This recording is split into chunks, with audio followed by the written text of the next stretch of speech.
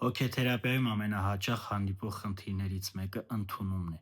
Մարդիկ դժվարություն ունեն ընդունելու իրենց սահմանափակումները, տարիքը, քաշը, հասակը, մաշկի գույնը, ֆիզիկական և հոգեբանական կարողությունները, ֆինանսական կարողությունները, մասնագիտությունը, կյանքի ավարտելիությունը, մարդկանց կորուստը, հարաբերությունների ավարտը, սիրո ավարտը, իրենց չընտրելը, ընկերների հետ կոնֆլիկտի ժամանակ, ծնողների հետ կոնֆլիկտի ժամանակ մարդիկ դժվարություն ունեն ընդունելու իրենց սխալները, իրենց թերությունները, իրենց ոչ իդեալական լինելը, աշխարհի ձևը,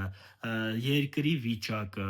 պրեզիդենտի հետ կապված, վարչապետի հետ կապված, հարևանի հետ կապված, եղանակի հետ կապված, այսպես կարող եմ բազում թվարկել, այն ինչ որ կապ ունի մարդու հետ, այն իրականությունը, որը որ հայտնվել է մարդը, այստեղ ու հիման մարդու համար դառնում է անընդունելի։ Կարծես մարդը միշտ դժգոհ է, միշտ չի բավարարվում այն ամենով, ինչը որ ունի։ Նա միշտ կարծես հակում ունի ավելիին։ Եվ պատահական չէ, որ մեծանուն հոգեթերապևտ Կարլ Ռոջերսը նևրոզին հետևյալ բացատրություններ տալիս. նևրոզը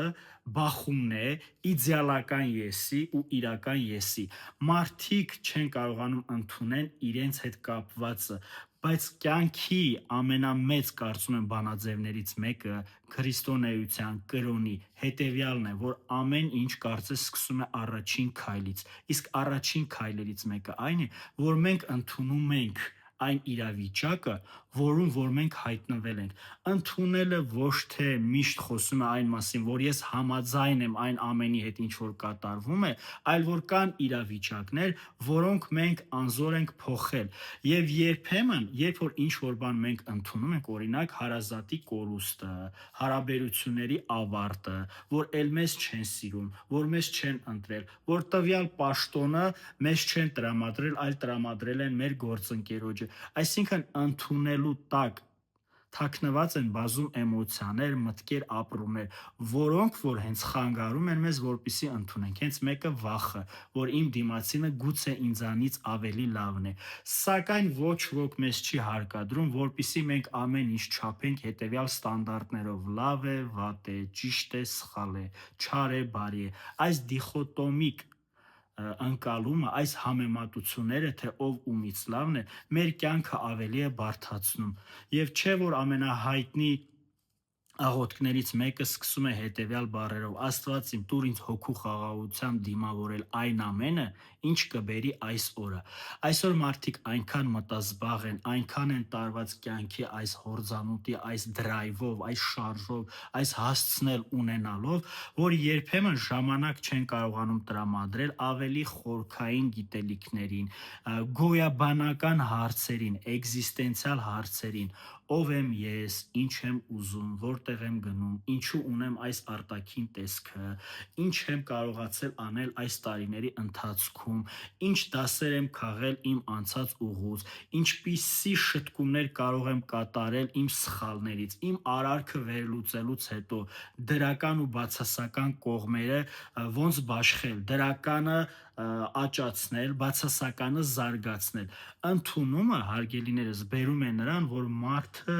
դադարում է պայքարել։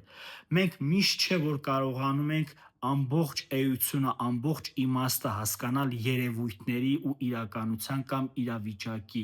Երբ որ մենք դժվարանում ենք ընդունել ինչ-որ բան, օրինակ հենց մեկը այն, որ կյանքը ունի ավարտ։ Հենց ամենամեծ վախերից մեկը մարդու կյանքում դա հենց մահվան վախն է։ Եթե մենք կարողանանք գանք այն եզրահանգմանը, որ կյանքը ունի ավարտ, այսինքն ընդունենք այն փաստը, որ աշխարհում ամբողջ պատմության մեջ ոչ մեկ չի կարողացել շրջանցել մահվան վախին,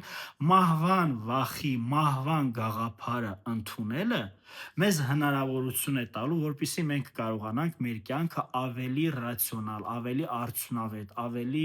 բարենպաստ օգտագործել, մեր ժամանակը, մեր հնարավորությունները։ Երբ որ մենք չենք ընդունում մեր սխալները, երբ որ մենք չենք ընդունում, որ սերը ավարտվել է, մենք սկսում ենք պայքարել, իսկ այն ինչի դեմ որ մենք պայքարում ենք, այն հակում ունի ավելի ուժեղանալու։ Այն մարդկանց հետևից, որ մենք ընկել ենք, որպեսզի բռնենք իրենց զոռով բռնի ուժով պահենք մեզ մոտ, որովհետև նա մեզ պետք է, մեր կյանքը ավելի է բարդանում, որովհետև մենք չենք ընդունում հետևյալը, որ եթե տվյալ մարդը ենթադրենք քեզ չի սիրում, քեզ չի ընտրում, հարց